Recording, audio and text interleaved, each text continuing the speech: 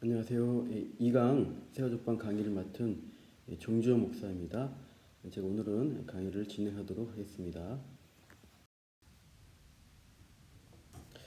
이번 2강의 제목은 믿음의 내용입니다. 여러분은 지난 1강에서 믿음의 대상에 대해서 배웠습니다. 우리의 믿음의 대상이신 예수 그리스도가 누구이신가를 살펴봤습니다. 그래서 베드로의 신앙 고백을 가져왔습니다. 마태복음 16장 16절 베드로가 대답하여 이르되 주는 그리스도시요 살아계신 하나님의 아들이시니이다. 여기서 예수님은 그리스도라고 했습니다. 이 그리스도는 기름 부음 받은 자라는 뜻으로 구원자로서의 직분을 가리킨다고 했습니다. 구약에서의 직분이 세 가지로 나타나는데 왕, 선지자, 제사장입니다. 이 세 가지 구약의 직분이 신약에 와서 예수님 한 분에게 통합되죠. 즉 왕, 선지자, 제사장의 직분이 통합된 삼중직으로 예수님 한 분에게 주어져서 그리스도의 직분을 수행하시게 됩니다. 결론적으로 그리스도는 죄인을 구원하시기 위한 직무를 수행하신 겁니다. 그 하신 일에 대해서 이번 2강에서 공부합니다. 믿음의 대상이신 예수님의 누구이신가에 이어서 믿음의 내용인 예수님이 무엇을 하셨는가 이것을 공부하도록 하겠습니다. 크게 두 가지 주제입니다. 제목 옆에 있죠. 다 같이 읽어보실까요? 그리스도의 죽으심과 부활. 예수님이 십자가에서 죽으신 일과 다시 살아나신 부활이라는 두 가지 사역이 구원과 관련된 가장 중요한 일입니다. 그런데 오늘 공부할 내용을 보시면 1번, 2번, 3번 다 잘못된 믿음의 태도에 대해서 교정하면서 바른 믿음의 태도가 뭐냐 이것을 우리가 붙잡아야 할 믿음의 내용이 무엇인지를 함께 살펴보도록 하겠습니다. 자, 1번. 자, 내가 열심히 예수님을 찾는 것이 제일 중요하다. 그러니까 예수님이 해주신 일보다 내 열심, 내 노력, 내 공로로 구원받으려 하는 태도를 앞세우는 것이 맞느냐? 보통 대다수 종교나 세상 사고 방식이 그러합니다. 인과 율이라고 하죠.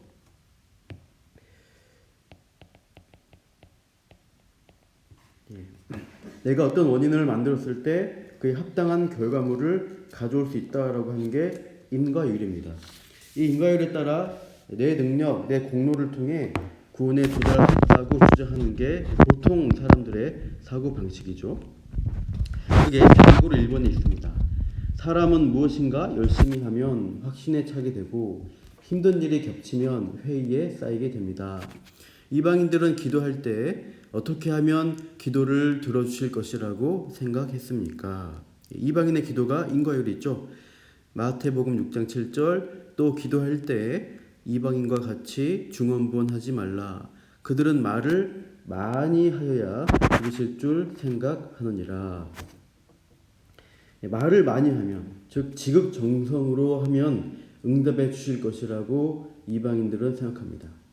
내 공로, 수고, 노력에 따라서 기도의 응답이나 구원 같은 것들이 주어지는 것이라고 생각하는 경향이 보통 인간들에게 있습니다. 여기서 구원을 추구하는 두 가지 태도를 생각해 볼 수 있습니다. 한 가지는 자력 구원이고 두 번째는 타력 구원입니다. 자력 구원은 자기의 노력과 수행으로 스스로를 구원할 수 있다고 보는 입장입니다. 대다수 종교가 여기 들어갑니다.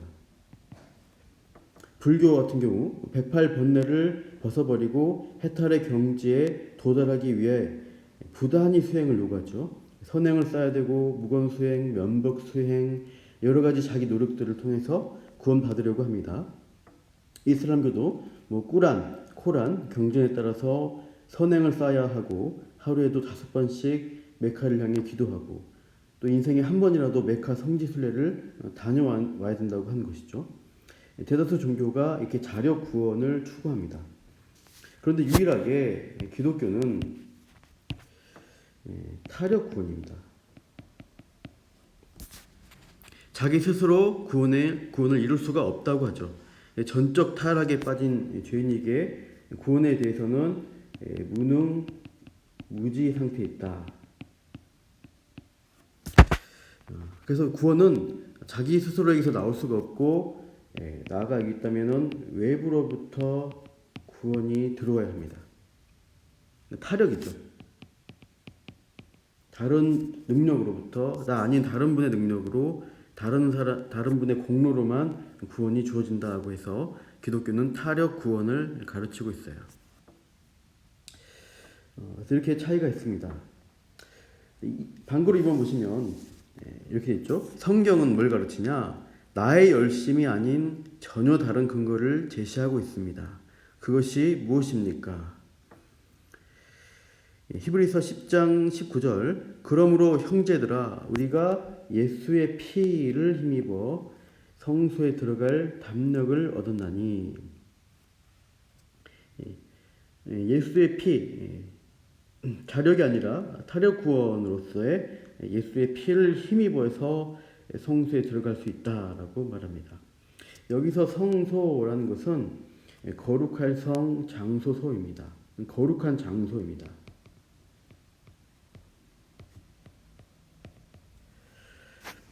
성막, 성전을 가리키는 것이고요. 하나님의 임재의 장소가 그 성막, 성소입니다. 그래서 성막의 구조를 잠깐 보시면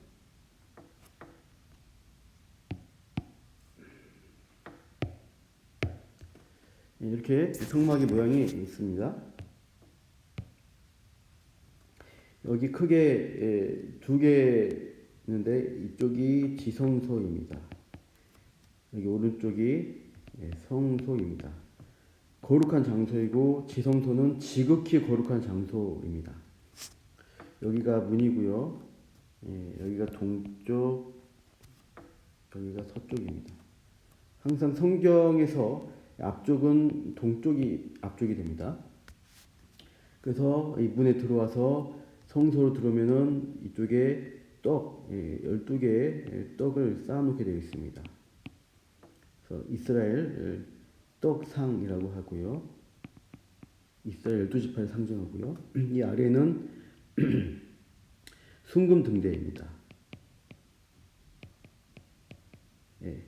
그래서 여기에 이렇게 불을 피워서 7개의 빛을 밝히는 기름으로 밝히는 등이 있는 것이고요.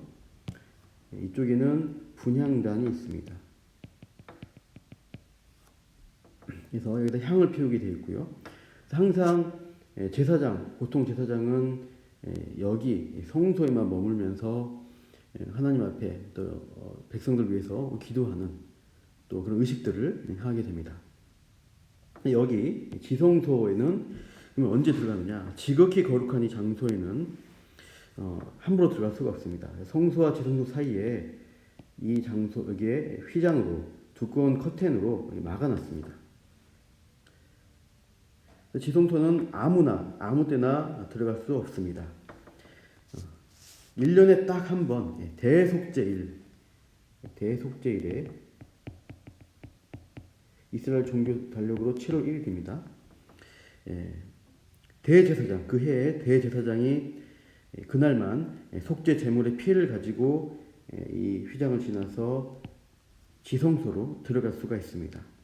그때 희생 제물의 피를 가지고 가서 여기 언약궤인데요. 여기 앞에 피를 뿌리고 언약궤 뚜껑에도 피를 뿌립니다. 그래서 언약궤를 보시면 언약궤 뚜껑이 이렇게 생겼다고 합시다. 여기에 그룹 천사가 날개로 이렇게 가리고 있습니다. 그룹 천사가 엎드려서 경배하는 이 공간, 이 빈 공간이 하나님의 임재가 있는, 하늘 성소로 따지면 하나님의 보좌가 있는 장소로 상징된 곳인데, 여기에다가 또 피를 뿌리는 거죠. 대제사장이 지성소에 들어가서 이스라엘 백성의 죄를 대속하기 위한 이 피를 뿌리는 의식, 그렇게 중보기도한 날이 1년에 한 번 있는 대속제일입니다. 그러니까 이런 제사를 드리고 피를 뿌리면서 대표로 대제사장이 하나님 앞에 나아가는 일을 수행하는 그 이유가 뭐냐? 그 이유는 하나님과 이스라엘 사이의 하나님과 백성 사이의 관계가 단절되었기 때문이죠. 단절. 아담의 타락 이후에 아담의 후손인 모든 인류는 하나님과의 생명의 관계에서 끊어졌습니다. 창세기 2장 16절을 보시면 동산 각종 나무의 열매는 네가 임의로 먹되 17절 선악을 알게 하는 나무의 열매는 먹지 말라. 내가 먹는 날에는 반드시 죽으리라고 했습니다. 그런데 아담과 하와는 어떻게 했어요? 선악을 알게 하는 나무의 열매를 따 먹었습니다. 범죄했죠. 그 결과로 반드시 죽으리라. 죽음입니다. 그런데 즉각 죽지는 않았습니다. 아담과 하와의 범죄 이후에 그 둘은 아주 오랫동안 잘 살았죠. 그런데 육체는 아니지만 즉각 죽은 게 있었습니다. 바로 하나님과의 영적 관계입니다. 영적 관계가 단절된 것. 그게 죽었습니다. 이게 영적 죽음의 상태가 됩니다. 이 죄인들에게는 성경적으로 볼 때 세 가지 죽음이 있다고 합니다. 그래서 첫 번째 영적 죽음. 영적 죽음에 있고요. 두 번째는 육신적 죽음입니다. 당분간은 살아가지만 결국엔 육신이 죽게 되죠. 육신적으로 죽을 때 이것을 몸과 영혼이 분리된다라고 하는 것입니다. 그리고 세 번째 주어진 것이 영원한 죽음입니다. 영원히 하나님과 관계가 단절된 상태, 그래서 영벌에 들어간 거고 이것을 지옥이라고 합니다. 지옥에 빠진 것을 영원한 죽음이다고 합니다. 이렇게 죄인들이 주어지는 이 죽음 세 가지가 이렇게 비참하게 있게 되는데, 여기서 예수님 믿는 사람에게는 다른 결과가 주어집니다. 똑같이 영적 죽음으로 태어납니다. 하지만 육신적 죽음을 맞이하기 전에, 영적 죽음의 상태에서 육체적으로 죽기 전에 여기에 회심, 예수님을 믿는 것이죠. 그러면은 영적 죽음이 바뀝니다. 영적 생명으로 바뀌게 되죠. 그래서 예수님을 믿었기 때문에 하나님과의 끊어진 영적 관계가 회복된 상태, 그게 영적 생명으로 바뀌게 되고, 그 바뀐 사람을 그리스도인, 믿는 자에서 신자라고 합니다. 근데 이 신자 역시 늙고 병들어서 육신적 죽음을 맞이하게 되죠. 그래서 이렇게 육신적 죽음을 맞이합니다. 불신자와 동일합니다. 그런데 그 다음에 있는 최종적 운명이 다릅니다. 영원한 죽음이 아니라 육신적 죽음을 통과해서 어디로 가느냐? 영원한 생명으로 갑니다. 이걸 영생이라고 줄여서 말합니다. 기독교인에게서 육체 죽음은 영원한 생명으로 들어가는 관문이 됩니다. 그래서 기독교인의 장례식은 잠시 이별의 슬픔으로 울 수 있지만 영생의 소망이 궁극적으로 있기 때문에 그렇게 많이 슬퍼하지 않습니다. 영원한 생명, 그 천국에서 우리가 기쁘게 다시 만날 소망이 있다. 그래서 감사하는 마음이 더 크죠. 그렇게 아담 이후 죄인에게 부여된 죽음, 즉 생명의 근원이신 하나님과의 관계 단절을 회복시키는 의식이 구약의 제사이고, 백성을 대표해서 대제사장이 속죄일에 피를 가지고 이 지성소에 들어가는 것입니다.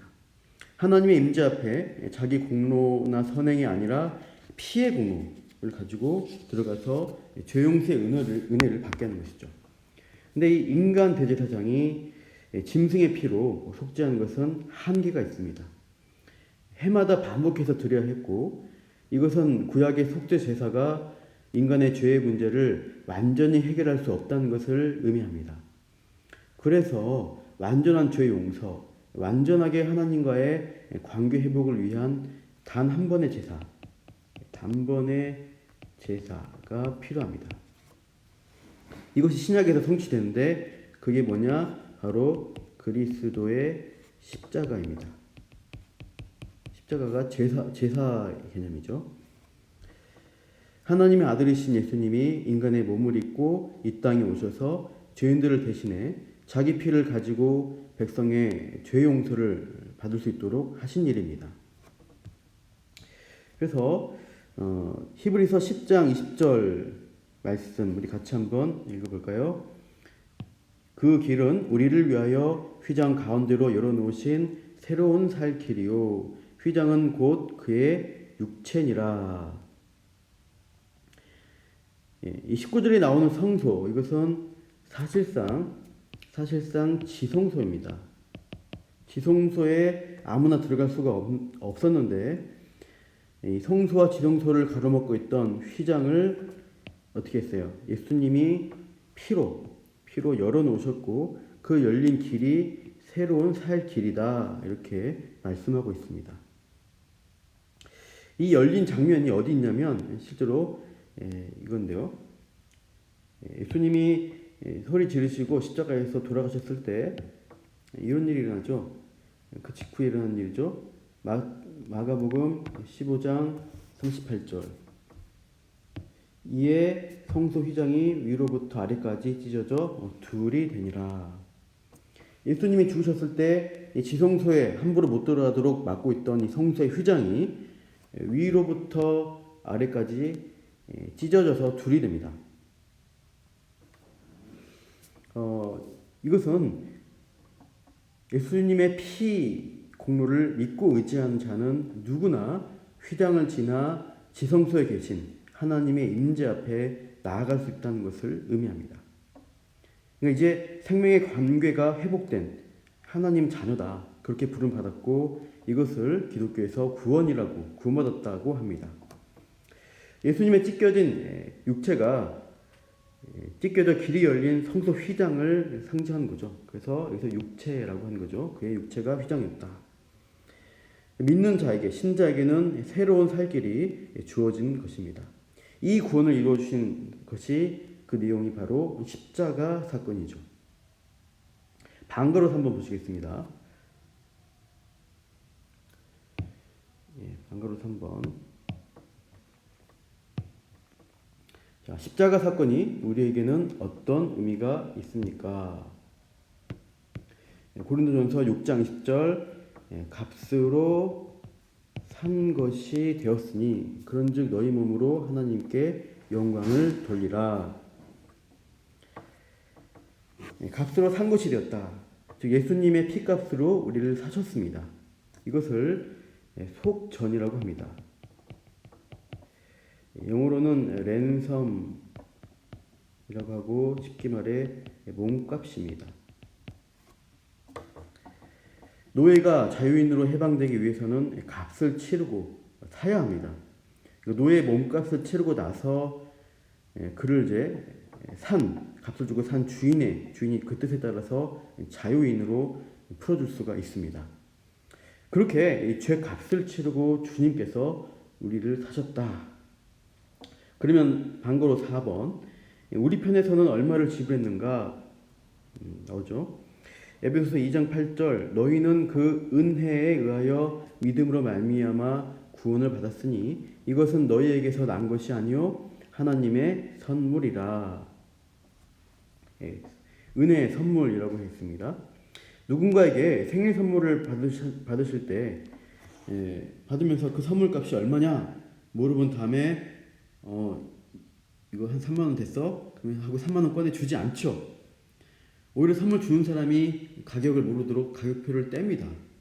그 선물은 그냥 주는 겁니다. 얼마짜리니까 돈 달라고 요구하지 않는 게 선물이죠. 하나님이 은혜로 공짜로 주신 선물이 뭐냐? 바로 죄 용서의 구원이다. 이게 내가 한 공로, 내 노력으로 주어진 구원이 아니기 때문에 에베소서 2장 9절에서 뭐라 해요? 행위에서 난 것이 아니니 이는 누구든지 자랑하지 못하게 함이라. 내가 내 구원의 공로를 자랑해서도 안 되고 자랑할 수도 없는 것입니다. 나는 공짜로 구원을 받은 것이지만 근데 하나님 편에 있어서는 값이 얼마일까요? 하나님의 아들 예수님이 이 모든 것을 다 바쳐야 했습니다. 십자가의 엄청난 형벌을 다 받아야 했죠. 그래서 우리를 얼마짜리냐, 구원받은 나를 얼마짜리냐 했을 때 그 소리는 예수님짜리다. 돈으로 계산이 안 되는 예수님의 목숨값입니다. 하나님의 아들을 바쳐서 생명 구한 존재가 바로 저와 여러분 한 사람 한 사람입니다. 그러니까 구원받은 나 한 사람이 얼마나 존귀하고 비싼 존재인가 잘 아시고 감사하시기를 축복합니다. 나의 공로를 자랑할 수는 없지만 뭘 자랑해야 되죠?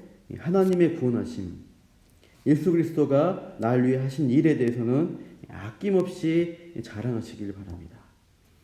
다음 5번, 방글 5번입니다. 예수님의 죽으심은 우리가 부탁한 것입니까? 아니면 하나님께서 스스로 결정하신 일입니까? 우리가 구원해달라고 먼저 요구하지 않았습니다. 죄인은 사실 구원의 필요성조차 깨닫지 못하기 때문에 구원을 요구할 수도 없고 또 구원해줄 어떤 자격도 할 게 없습니다. 그런데 하나님이 먼저 사랑해 주셔서 하나님이 세상을 이처럼 사랑하사 이 죄인들, 세상에 포함된 이 죄인들을 먼저 사랑해 주셔서 영생이라는 구원을 허락하여 주신 것입니다. 결론이죠. 위에 1번 보시면 내가 열심히 예수님을 찾는 것이 제일 중요하다? 틀립니다. 아니죠. 내 공로가 아니라 누구의 공로? 예수님의 공로입니다. 오직 예수님의 공로로만 구원을 받게 됩니다. 다음에 2번 보시면 이 세상에서 잘되기만 하면 좋겠다. 교회 오면은 예수 믿고 복 받으세요 라는 전도를 많이 하고요. 그런 말들 많이 하는데 그 복이라는 것이 이 땅에서 잘 먹고 잘 사는 그런 복이냐, 세상적으로 잘 되는 복을 가리키는 게 아니죠. 이 괄호안에 들어갈 말은 뭘까요? 영생의 복입니다. 영생의 선물입니다. 예수님이 십자가에서 죽으신 이후에 죄 용서만으로 다 이루신 게 아니라 또 놀라운 역사를 이루신 일이 있죠. 그게 뭐냐? 바로 부활입니다. 한글로 1번 죽으신 게 끝이 아닙니다. 죽으신 후 3일 후에 어떻게 되셨습니까? 그가 말씀하시던 대로 살아나셨느니라. 부활을 또 하나의 구원의 일을 이루셨습니다. 이 부활이라는 것은 우리에게 새로운 생명이 있다, 새로운 삶이 있음을 보여주시고 약속하시는 것이죠. 넘어가시면 오른쪽에 2번에 예수님께서 다시 살아나신 것은 우리와 어떤 관계가 있습니까? 고린도전서 15장 20절 그러나 이제 그리스도께서 죽은 자 가운데서 다시 살아나사 잠자는 자들의 첫 열매가 되셨도다. 첫 열매입니다. 22절 아담 안에서 모든 사람이 죽은 것 같이 그리스도 안에서 모든 사람이 삶을 얻으리라. 그래서 첫 열매, 모든 사람의 삶, 새로운 삶인데 여기서 성도의 죽음에 대해서 그냥 죽었다고 하지 않고 뭐라 그래요? 잠잔다라고 합니다. 왜냐하면 성도는 육신적으로 죽어도 다시 깨어날 것이기 때문입니다. 여기서 우리가 헷갈릴 수 있어서 좀 정리가 필요한데요. 22절에 보시면은 아담 안에서 모든 사람이 죽은 것 같이 그리스도 안에서 모든 사람이 삶을 얻으리라. 이 3. 그리스도를 믿는 신자는 즉각 믿게 될 때 영적 생명을 얻습니다. 아까 설명했죠? 영적 생명, 영적 죽음에서 생명으로 바뀌게 되고, 이게 육신적 죽음을 맞이했을 때 그 영혼은 어디로 가느냐? 낙원에 갑니다. 영혼만 영적 생명 가지고 낙원으로 가게 됩니다. 이 상태를 20절에서 잠잔다라고 하는 것이죠. 그리고 육신은 어떻게 돼요? 썩고 죽고 썩어집니다. 예수님이 나중에 재림하실 때 이 땅에 온전한 천국이 완성이 되고, 그때 일어난 일이 뭐냐? 육신의 부활입니다. 몸의 부활이 있게 됩니다. 영혼의 부활은 22절 말씀한 대로 예수님 믿을 때 영혼의 부활, 영적 생명이 주어지고, 몸의 부활, 육신의 부활은 예수님이 재림하셨을 때 주어지게 됩니다. 그래서 이 재림 때 몸의 부활을 보여주는 예표가 예수님이 부활하셨을 때의 첫 열매, 부활하신 것을 첫 열매라고 하는데, 나무의 열매가 처음 열린 것 보게 되면은 두 번째, 세 번째도 같은 열매가 맺히겠다 하고 예상할 수 있습니다. 그래서 몸의 부활이라는 첫 열매를 이 초림 때 예수님이 친히 보여주셨고, 그래서 재림할 때에는 예수님 믿고 죽은 잠든 모든 성도들이 예수님과 같은 몸의 부활로 일어날 것을 예표하는 것이죠. 그래서 재림 때에 영육의 완전한 부활로 우리가 영광스럽게 될 것입니다. 성경은 이 부활의 소망에 대해서 계속해서 약속을 주시고 있는 것이죠. 이렇게 정리하시고 다음 3번, 방가로 3번. 그래서 우리가 궁극적으로 바라는 것이 무엇이 아닙니까? 그리고 무엇입니까? 고린도전서 15장 19절. 만일 그리스도 안에서 우리의 바라는 것이 다만 이 세상의 삶뿐이면 모든 사람 가운데 우리가 더욱 불쌍한 자이리라. 우리가 믿음 때문에, 이 소망과 믿음 때문에 이 땅에서 고생하고 박해도 받고 손해 당하는데, 이 세상의 삶뿐이다, 그 죽음 이후의 삶이 없다라고 하면은 너무나 불쌍하게 이 땅에서 산 거잖아요. 그러나 우린 뭘 믿어요? 이 땅의 삶 이상, 그 이후가 있다는 것을 알기 때문에 이 세상 사람이 살아가는 방식과 다른 방식으로 삶을 사는 것이죠. 요한일서 5장 13절. 내가 하나님의 아들의 이름을 믿는 너희에게 이것을 쓰는 것은 너희로 하여금 너희에게 영생이 있음을 알게 하려 함이라. 영생의 약속이 있다는 것을 우리는 믿습니다. 성경의 약속을 우리가 붙드는 거죠. 이 땅에서의 삶에서, 그래서 이 영생 바라보면서 살아가면서 믿음 지키기 위해서 여러 가지 어려움들을 기꺼이 감수할 가치가 있습니다. 나중 영광이 더 크고 훨씬 더 이 현생에서 당하는 고난을 보상하고도 남을 영광을 얻게 되는 것이죠. 그래서 이 땅에서는 그러면 죽도록 고생만 하고 믿음 지키다가 고생만 하고 죽은 후에 있을 천국만 바라보고 살아야 하느냐? 3번. 죽어서 천국 가는 것이 믿음의 전부냐? 천당만 가면 되냐? 그게 아니죠. 무엇입니까? 이 땅에 살아간 중에 예수님 믿고 즉시 뭐가 시작된다고 했죠? 하나님과의 관계가 시작되는 것입니다. 이 땅에서부터 고난 당하면서도 하나님과의 관계를 누리며 살아가는 것. 그러니까 천국을 완성되지 않았어도 지금 하나님의 관계 안에서 천국을 당장 누리면서 살아가는 삶을 시작하는 것입니다. 방구로 1번. 예수님은 천국 백성을 누구와 같다고 비유하셨습니까? 누구든지 하나님의 나라를 어린 아이와 같이 받들지 않는 자는 결단코 그곳에 들어가지 못하리라. 믿음이라는 것, 믿음의 삶이라는 것은 어린 아이의 관계 같습니다. 좋은 분을 만나서 그분과의 관계가 시작된 것인데 어린 아이가 태어나서 부모님을 믿죠. 부모님이 아이에게 젖을 먹여주고 키울 때 부모님을 의지하고 믿으면서 아이가 무럭무럭 자랍니다. 부모님이 또 학교에 보내줄 것이고 또 청년기 지나서 어른 될 때까지 자립할 수 있도록 계속해서 그 아이를 뒷바라지 해줄 것을 아이는 믿고 의지하면서 그 인생을 살아가는 것입니다. 우리도 신자들이 하나님 바라볼 때 그러한 믿음으로 아이와 같은 믿음으로 의지하면서 환난과 어려움이 있어도 하나님의 사랑을 의심하지 않고 이겨나가는 것이죠. 방가로 2번 로마서 8장 37절 그러나 이 모든 일에 우리를 사랑하시는 이로 말미암아 우리가 넉넉히 이기느니라. 하나님이 우리를 사랑하신다. 이 믿음 그리고 그 믿음 가운데 응답하시는 믿고 기도하고 할 때 하나님이 감당할 수 있도록 힘주시고 피할 길을 주시는 것입니다. 우리가 믿음으로 살아갈 수가 있게 되죠. 이게 다 관계의 시작, 관계 가운데 있다는 것입니다. 방가로 3번 그러면 우리의 믿음의 종착점은 어디입니까? 우리는 무엇까지 믿습니까?